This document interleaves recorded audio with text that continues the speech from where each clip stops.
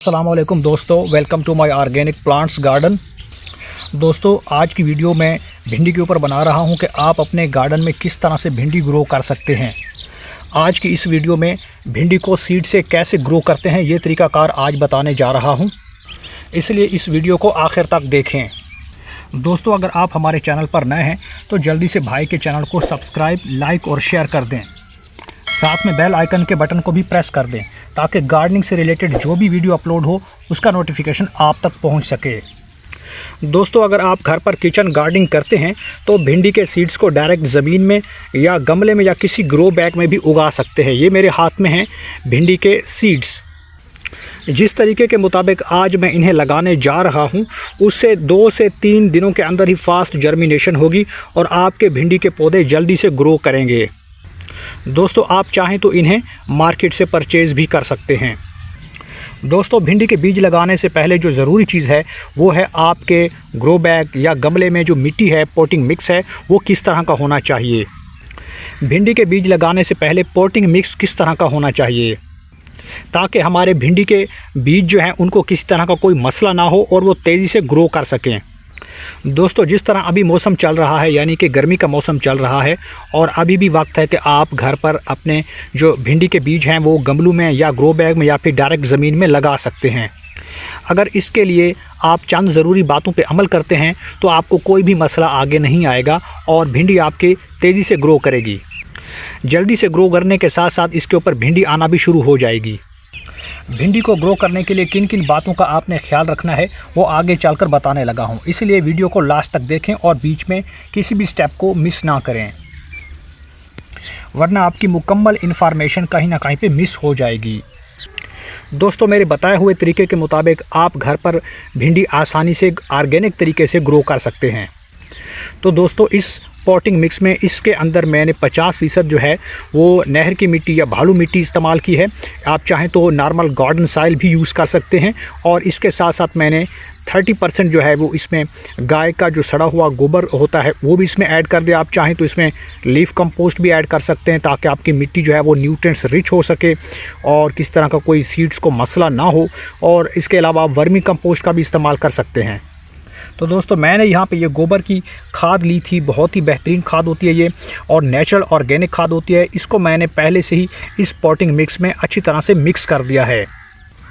दोस्तों, मिट्टी चाहे किसी भी तरह की हो, आपने फर्टिलाइज़र ऐड कर देना है ताकि मिट्टी हमारी ज़रखेज़ और तवाना हो सके। मगर जो भी खाद आप इसमें डालें वो प्योर ऑर्गेनिक ही होनी चाहिए। जिस तरह यहाँ पे मेरे पास ये सड़ा हुआ गाय का गोबर है और ये बहुत ही बेहतरीन कंपोस्ट होता है। तकरीबन सारे गार्डनर जो है वो इसका इस्तेमाल करते हैं अपने पौधों में, ख़ासतौर पर सब्जियों के पौधों में इसका बहुत ही बेहतरीन जो है आपको रिस्पॉन्स मिलता है।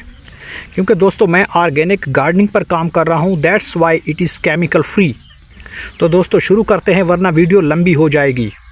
तो दोस्तों, मिक्सचर बनाने के बाद यानी आपकी मिट्टी जब आपने रेडी कर ली तो उसके बाद जो पहला स्टेप आपने करना होता है वो है आपके सीड्स। यानी सीड्स को आपने क्या करना है, इस तरह से जो है आपने पानी में भगो देना है, यानी कि इनको आपने अच्छी तरह से वेट कर देना है। और ये कितना तक आपने, ये 12 घंटों तक भी रख सकते हैं, 2 से 4 घंटों तक भी आप इसे पानी में इस तरह से जो है वो सोक कर सकते हैं ताकि अच्छी तरह से नरम हो जाएं। पानी का यहाँ पे मकसद डालने में ये है कि इसका जो ऊपर से सीड कोट होता है भिंडी के बीजों का वो काफ़ी ज़्यादा हार्ड होता है, उसको नरम करने के लिए, ताकि हमारी जर्मिनेशन जो है वो तेज़ी से हो सके और उसके ऊपर आपका जो प्रीशियस टाइम है वो वेस्ट ना हो। तो इसलिए हमने इनको क्या किया है कि तकरीबन हमने ये 4 से 6 घंटों के लिए हमने इसे पानी में ही रखा हुआ है और अब ये इनको लगाने के लिए तैयार हैं। इस तरीके के मुताबिक आपका जर्मिनेशन जो है वो महज 3 से 4 रोज़ के अंदर ही हो जाएगा। स्प्राउट जो है वो बाहर आ जाएगा मिट्टी से। तो दोस्तों, बीज लगाने से पहले एक और बात भी नोट कर लें, आपने अपनी इस मिट्टी को अच्छी तरह से पहले स्प्रिंकलर की मदद से इसको गीला कर देना है, मॉइस्ट कर देना है ताकि इसके अंदर जो नमी है वो इसमें आ सके। आपने अच्छी तरह से इसको वेट कर देना है। उसके बाद ही आप जब भी आप सीड लगाएं, किसी भी चीज़ के आप सीड लगाएं, उससे पहले आपको ये स्टेप करना ज़रूरी है कि आप अपनी मिट्टी को अच्छी तरह से गीला कर दें, नरम कर दें ताकि आपकी पूरी मिट्टी जो है वो नरम हो सके और सीड को जर्मिनेशन करने में ज़्यादा तकलीफ़ का सामना ना करना पड़े। इससे क्या होगा कि जब आप इस मिट्टी में सीड लगाएंगे तो वो तेज़ी से ग्रो करेंगे और उनको ज़्यादा टाइम नहीं लगेगा।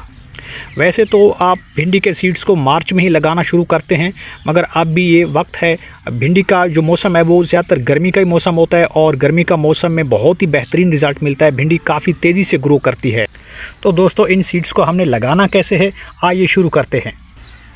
तो दोस्तों आपने इन बीजों को इस तरह से उठा के पानी से निकाल के आपने इस तरह से जो है इसको लगाते जाना है। एक मुनासिब फासले पे आपने लगाते जाना है और इनको तकरीबन आपने 1 इंच की गहराई में ही लगा देना है। एक मुनासिब फासला इनके बीच में होना बहुत ज़रूरी है।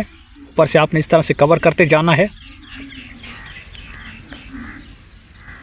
तो आप देखेंगे कि बहुत ही बेहतरीन इनकी ग्रोथ स्टार्ट हो जाएगी और बहुत कम वक्त में इसकी जर्मिनेशन स्टार्ट हो जाएगी। इस तरह से आपने लगाते जाना है।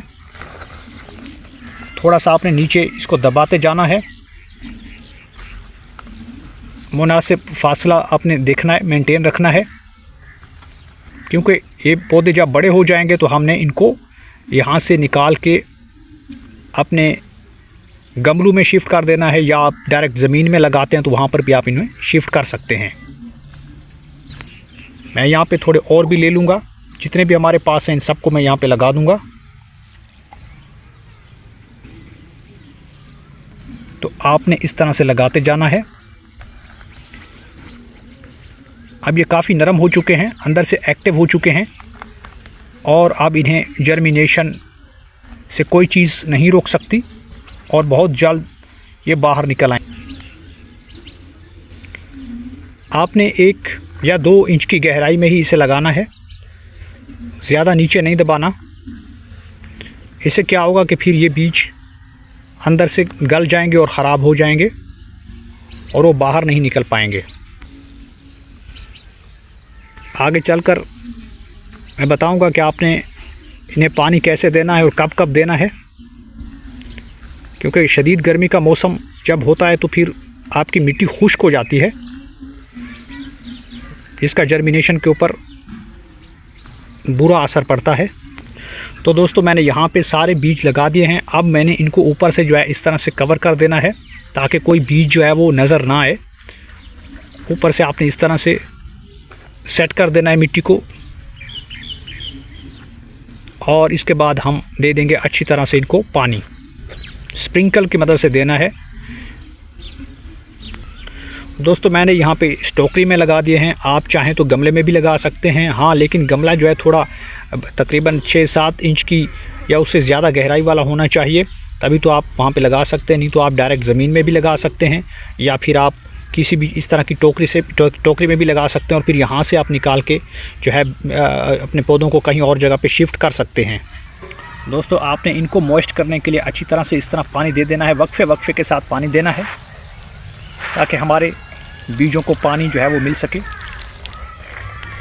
तो दोस्तों इस तरह से पानी देने के बाद आपने इस बात को नोट करना है कि पानी नीचे तक चला जाए ताकि हमारे जो मिट्टी के अंदर नमी है वो मेंटेन रहनी चाहिए, ताकि बीजों को नीचे से जब नमी होगी तो उनको ग्रो करने में कोई दुश्वारी पेश नहीं आएगी। तो दोस्तों आपने इस बात का ध्यान रखना है कि ऊपर की जो ये सरफेस एरिया है, ऊपर वाली जो मिट्टी है, आपने इसे किसी भी हाल में खुश्क नहीं होने देना, क्योंकि जिस तरह अभी मई का मौसम चल रहा है, मई का महीना चल रहा है, इसमें टेम्परेचर दिन ब दिन जो है वो बढ़ रहा है, आहिस्ता आहिस्ता बढ़ रहा है। तो उस हिसाब से आपने पानी ज़रूर देना है ताकि आपके सीड्स को की जो मिट्टी है वो खुश्क ना हो जाए और सीड्स ख़राब ना हो। ज़्यादा टेम्परेचर और गर्मी की वजह से बार बार जो है आपको पानी देना पड़ता है। आपने इस चीज़ को मेंटेन रखना है। अगर आपने इसको ज़्यादा धूप पे रख देना है तो फिर क्या होगा कि उसके बाद ये सारी मिट्टी जो है आपकी खुश्क हो जाएगी और आपके सीड्स बिल्कुल भी जर्मिनेट नहीं होंगे और वो फेल हो जाएगी जर्मिनेशन। तो आपने इस बात का ध्यान रखना है। ज़्यादा टेम्परेचर और गर्मी को भी आपने देखना है।